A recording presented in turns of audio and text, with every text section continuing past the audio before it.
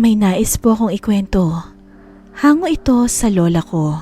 Naipasa sa mga tiya ko at halos ginawang kwentong katatawanan na lamang. Alam ko pong maraming hindi maniniwala. Kung meron man ay iilan na lamang. Sa maniwala po kayo o hindi, totoo ang mga aswang. Bago nga po pala mawala si tatay ay may naiwan siyang kwento sa aming magkakapatid. Isang kwentong hanggang ngayon ay bumabagabag sa akin. Madali po akong maniwala, kaya dalang-dala po ako sa tuwing magkukwento si tatay sa mga karanasan niya sa buhay. Kasama na po doon ang saling lahi na lagi niyang kinukwento. Oo nga po pala, matagal nang pumanaw si tatay at ang kwentong aking ilalathala ay halos nabuo ko na lang sa pagkukuha ng mga impormasyon sa mga tito at tita ko na alam din ang kwento. Hindi rin kasi normal ang pagkamatay ni Itay. Maraming nagsasabi na gawa daw iyon ng aswang. Pero hindi naman kami naniniwala dahil ni minsan ni isang gabi ay hindi ako nakakita ng aswang. Maraming haka-haka na ang aswang ay katulad na lamang ng mga tao, katulad mamuhay at makihalubilo. Galing din kay Itay ang impormasyon na iyon dahil sa kanyang buhay ay hindi niya inaakala na makakakilala siya ng isang purong aswang. Noong panahong 1999, kapanahunan ni tatay ay hindi pa daw ganoon kauso ang mga telepono. Madalas ay sulat kamay at may mga taong mangongolekta nito tsaka ipapadala. Madalas na daw si tatay magpadala ng sulat para kay nanay. Kaso nga lang sa layo ng bayan sa kanila ay kailangan niya pa maglakad. Idagdag pa na dahil sa kahirapan ay tiniis ni tatay maglakad sa kagubatan kahit na maraming nagsasabing delikado. Doon niya nakilala ang kanyang kaibigan na ang tawag niya ay Inok. Napakabuti at walang katulad ni Kuya Inok. Sa tuwing dadaan daw si tatay ay kung hindi inumin ay aalokin siya nito ng pagkain. Kaminsan nga kapag umaabot ng umaga ay doon na siya pinapatuloy. Desente naman sabi ni tatay ang pananamit ni Kuya Inok. Ang kaminsang masangsang na amoy ay hindi ininda ni tatay.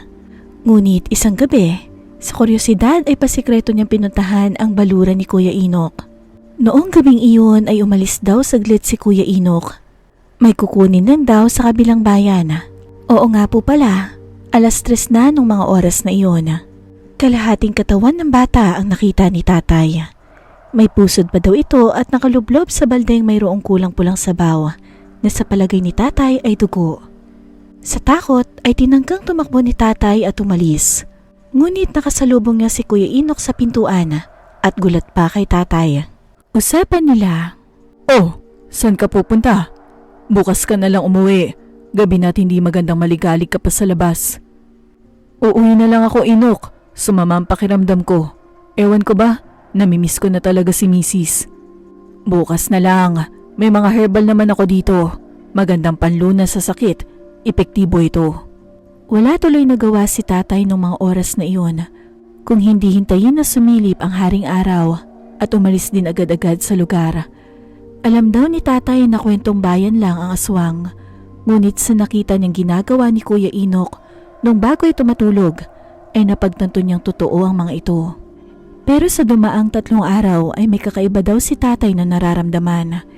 Tuwing sasapit ang gabi ay nangangati ang buong katawan ni tatay. At minsan, naririnig pa daw itong umuungol sabi ng mga kapitbahay. Nagpabasbas at nagpatingin na rin sa albularyo si tatay at iisa lang ang laging sagot. Nahawaan ka. Hindi biro ang isang ito, Pacho. Malakas at maalam ang isang ito. Pasensya na pero hanggang dito lang ako. Nakamasid siya. At kita daw ni tatay ang takot sa mga mukha nito. At halos tumakbo na raw palabas ng bahay ni tatay ang mga manggagamot. Ang kwento pa noon ni tatay ay siya na mismo ang sumugod sa bahay ni Kuya Inok. Alam niya daw na kasalanan nito kung ano man ang nangyayari sa kanya. Ngunit walang Inok na lumalabas noong gabing iyon. Isang mabangis na hindi kilalang hayop. Nagawa pa raw magtago ni tatay sa likuran ng bahay at pagmasdan ng mga ito, nagumuhit ng pabilog sa sahig at inilagay sa gitna si Kuya Inok at saka sabay na nagdasal. Tayong-tayo daw ang balahibo ni tatay noong mga oras na iyon dahil aksidente nga nasagi ang stainless na basurahan. Ramdam niya daw na katapusan niya na. Kaya naman laking gulat niya Noong pagmulat niya ng mata, ay wala na ang mga nilalang sa paligid. Namatay si Kuya Enoch dahil naipasa na raw nito ang sumpa. Tapos na ang kanyang misyon. Ang langis na lagi nitong dala ay hindi dahil sakitin nito o haplas lamang. Pangontra daw ito sa takam sa pagkain ng tao. Hanggang sa hindi na daw muling nakita ni tatay si Kuya Enoch, wala na rin ang nakatayong bahay sa daan ng iyon. Parang ang labas daw ay never nagkaroon ng bahay doon. Hindi na rin kinilalang kamag-anak si tatay ng mga kamag-anak namin. Kaminsan daw kasing nakita ito ng mga kapitbahay na walang saplot at nasa loob ng kulungan ng manok. O kaya naman, minsan ay wala sa sarili at umuungol na akala mo hayop. Ang sabi ay tuluyang naging aswang si tatay. Hindi naman nananakit ng kapitbahay, pero maraming nawawalang kambing at namumulatan na lang na wala ng buhay. Hinayaan daw si tatay, sabi nila lola, na gano'n na lang. Ngunit dumating sa puntong kailangan nilang ilayo dahil sinugod na sila ng kapitbahay nilang may mga dalang sulo. Yung kahoy na may apoy at balak sunugin si tatay. Inaswang lang naman daw kasi ni tatay ang malayong kamag-anak at kitang-kita daw nilang si tatay ang nasa bubong dahil sa naiwan itong kwentas noong batuhin ng singsing. Kagaya ng ginawa ni Kuya Enoch kay tatay, ay ginawa ni tatay sa iba. Nakaligtas siya at tumagal ang buhay ng ilang taon bago tuluyang kunin sa amin. Hanggang dito na lang po ang aking handog na kwento. Maraming nagsasabi na kapag nasa hindi ka pamilyar na lugar ay wag na wag kang tatanggap ng pagkain. Kung hindi po maiwasan ay siguraduhin pong isusuka at kakain kayo ng asin pagkatapos para hindi mabiktima ng saling lahi na ginagawa ng aswang para maipasa ang sumpa sa iba.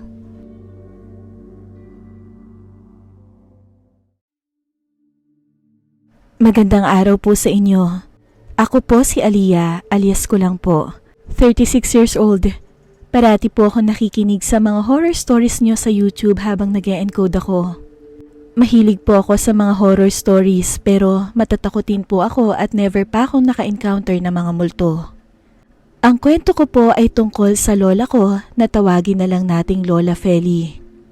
Noong bata pa kami ng kapatid kong si Badet, nakagawian naming makinig ng mga kwentong horror ni Lola. Katabi namin ang aming lola sa pagtulog at libangan na nitong makinig sa radyo dahil noong mga panahon na yon ay wala pa kaming sariling TV. Parati siyang nakikinig ng gabi ng lagim sa radyo na noon ay takot na takot ako. Pagkatapos ng programa ay saka namin siya inuusisa kung totoo ba yung mga kwento sa gabi ng lagim. Sabi naman niya, oo naman daw. Kasi sa buhay niya, marami na siyang karanasan sa mga multo at sinasabi niya iyon ng walang takot at parang nang aasar pa sa akin. Halos 27 years nang patay ang lola ko at minsan ay napag-usapan namin ni Papa si Lola. At muli kong binalikan yung ibang kwento niya na pinatotohanan naman ni Papa. Tinanong ko yung kwento niya noon at kwento naman ni Papa yung ibang detalye. In short, pinagdugtong-dugtong ko yung mga kwento nila na ibabahagi ko ngayon sa inyo. Taong 1970s daw po iyon. May malay na si Papa noong mga panahong nagkahiwalay daw ang mga magulang niya. Ganito daw po ang nangyari. Masipag daw ang lolo ko, ang tatay niya. Sa araw daw ay nagbubukid sila at sa gabi ay nangunguha naman ng isda gamit ang bateryang de kuryente.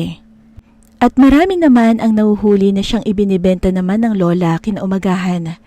Lately daw, napapansin ni lola na kumukonti na ang naiuwi niyang isda. Nag-away daw sila kasi nagalit ang lola dahil nalaman daw nito na pinamimigay daw ng lolo ko yung kalahating huli niyang isda sa dati nitong kasintahan na nagbalik galing Maynila. Nagsasagutan daw sila. At sa galit ng lola ko ay nahawakan niya ang gamit na pait na pang-ukit. Naiwas-iwas niya ito at nasugatan niya ang kamay ng lolo. Mula daw noon ay naghiwalay ang mga magulang niya. Umalis daw silang mag-iina sa kanilang bahay at binenta iyon sa kanilang kamag-anak. Ang kwento ni Papa, maliit na babae si Lola, pero isang ulirang ina at matapang sa buhay, kaya't itinaguyod niya ang kanyang 2 anak ng mag-isa. Masipag daw ito at madiskarte sa buhay. na itaguyod nito ang kanyang mga anak sa pamamagitan ng paglalako ng mga kakanin at nag-aalaga ng baboy kung kaya't nakaipon ito. Isang araw daw, naikwento ng ate niya na may binibentang bahay at lupa sa may kanto. Isa sa mga kumare ng lola ang may-ari ng binibentang bahay at lupa. Dahilan daw hindi pagkakasundo na mag-asawa kung kaya't binenta ang bahay at lupa. Umuwi ang babae sa kanilang probinsya sa Mindoro. Sa usapan nila, "Sigurado ka ba mare na okay lang, nakalahati lang muna ang maibabayad ko sa iyo sa ngayon?" "Ayos lang, naiintindihan ko naman ang kalagayan ng mag-iina. Babalik na lamang ako sa susunod upang kunin ang natitirang balanse. Huwag ka mag-alala." Ilalarawan ko lang po ang itsura ng nilipatan nilang bahay. Sinaunang bahay daw iyon, bungalow, at sa loob ay 3 baitang na hagdanan na papag. Sahig daw nila ang tablang kahoy at ang ilalim niyon ay lupa lamang kung saan tinatambak ang ilang gamit sa silong. Sa ilang linggo ay maayos naman daw yung bahay. Paglalako ng makakanin ang kinabubuhay nilang mag-iina. Sa gulang nila papa ay dumana sila ng hirap sa buhay. Nahihirapan man pero pilit na itinaguyod ng lola ang kanyang mga anak upang ipakita sa kanyang asawa at kamag-anak na kaya niyang buhayin sila papa. Sa kabila niyon ay ipinakita niya pa rin na siya'y matapang at matyaga. At ayon sa papa ko, matulungin din daw ang lola. Sa mga panahong nangangailangan ay handa siyang tumulong. Nang lumaon daw po ay may napapansin daw silang kakaibang ingay sa ilalim ng kanilang papag. Sa hating gabi daw ay may kung anong kalansing silang naririnig. Tila may pusang naglalaro. Ang tunog daw nito ay parang pinapagalaw na hawakan ng lumang baul. Uso po kasi nalagayan ng mga gamit ang baul na kahoy na may bakal na hawakan. Sa dami daw po ng nakatambak na mga gamit sa silong ng papag, ay maaaring isa sa mga iyon. Kaya isang araw ay hinalungkat ng lola ang silong. Pero wala namang nakitang baul doon na maaaring pagmulan ng ingay na iyon. Hanggang sa isang gabi ay nanaginip ang lola. May tumatawag daw sa kanyang isang boses na nagmumula sa ilalim ng lupa. Hukayin daw umano ito at makikita ang isang baul ng kayamanan. Ibibigay daw po ito sa kanya ng isang boses ng lalaki. Ngunit may kapalit daw ito. Kailangan daw ibigay ang kanyang isang lalaking anak. Hindi naman daw po pinapansin ng lola ang mga iyon. Ngunit habang tumatagal ay isa-isa na lang silang nagkakasakit. At yun nga, nagkasakit daw ng matagal si papa. Nagtatanong-tanong daw po si lola kung bakit ganoon ang nangyayari. Kung kaya't naisip nilang ipabendisyon ng bahay. Siguro sa katagalan ng bahay ay marami na ang nakatira dito. Sa lugar nila ang available na pari daw po ay paring independyente. Isang paring Kristiyano sa kanilang lugar. Ngunit ang lola ko naman po ay isang Romano Katoliko. Basta ang naisip nila, parehong alagad pa rin ng Diyos kaya pinabasbasan ang bahay. Nagtulo sila ng krus sa mga bintana at pinto. At nagdasal. Ang akala ng lola ay matatahimik na ang kung anumang nanggugulo sa bahay. Ngunit lalong lumakas umano ang pagpaparamdam ng kung anong masamang espiritu sa bahay na iyon. Animoy lalo itong nagalit. Ginugulo pa rin sila ng masamang espiritu. Nandyan na biglang pagbukas-sara ng mga pinto at bintana ng bahay. May kumakatok at may kumakaluskos tuwing gabi. Ngunit ang lola ko ay sadyang matapang at malakas ang tiwala sa Diyos. Hindi ito nagpatalo sa kabila ng mga depresyon at problema sa buhay. Nanindigang hindi umalis sa bahay na iyon. Wala nang ibang maisip na paraan ng lola kundi ang paaminin ang dating may-ari ng bahay. "Sabihin mo nga ang totoo, Mare. Ano bang nangyari sa bahay na iyan at ayaw kaming patahimikin?" At nagsimulang magkwento ang Ale. Buntis daw noon ang babae at nanganak lamang sa bahay. Sa kasamaang palad ay namatay ang sanggol. Malalayo ang mga kabahayan kung kaya't hindi na nila naagapan ang buhay nito. Naisip ng mag-asawa na walang makakapansin na namatayan sila ng anak dahil halos walang nakakaalam na siya ay nabuntis. Isa pa, kung ipapaalam pa nila sa munisipyo na sila ay namatayan, ay maraming abala pa ang gagawin nila. Kung kaya inilibing na lamang nila ang sanggol sa ilalim ng kanilang papag sa loob ng bahay. Naghukay umano ang kanyang asawa at isinilid ang bangkay ng sanggol sa lumang baul. Mula daw noon ay hindi na maayos ang pagsasama ng mag-asawa. Kung kaya nagdesisyon ang mga ito na maghiwalay at lisanin ang bahay na iyon. Pagkaalam ng tunay na nangyari, naisip ng lola na siguro ay naghahangad ang kaluluwa nito ng tamang pagbasbas upang matahimik na ito. Muling nagtawag ang lola ng pare. Sa pagkakataong ito ay sa paring Romano-Katoliko. Binasbasan at binigyan ng pangalan ng sanggol at dinasalan na sana ay matahimik na ito. Hindi na nila hinukay ang labi ng sanggol, bagkus pinabago ng lola ang estilo ng disenyo ng bahay. Ang lupang ilalim ng papag nila ay pinasimento at pinarenovate ang bahay. Mula daw noon ay naging maayos na ang kanilang pamumuhay. Unti-unti daw ay nakapagpundar ang lola ng tindahan at meron din daw silang babuyan. Naging maayos ang kanilang pamumuhay. Ang lola daw naging kilala sa lugar nila sa pagiging matulungin sa kapwa at kilalang matapang sa mga pangyayaring kababalaghan.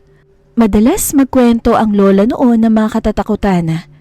Sayang lang at hindi ko na maalala yung iba dahil bata pa ako noon. Iyon ang libangan namin bago matulog. Tatakutin niya ako, pero pagkatapos ay hinihikayat na maging matapang. Sana ma-share ko lahat ng iyon next time. Thank you po at hihintayin ko pong mailahad nyo din ang isa sa mga kwento ng lola ko.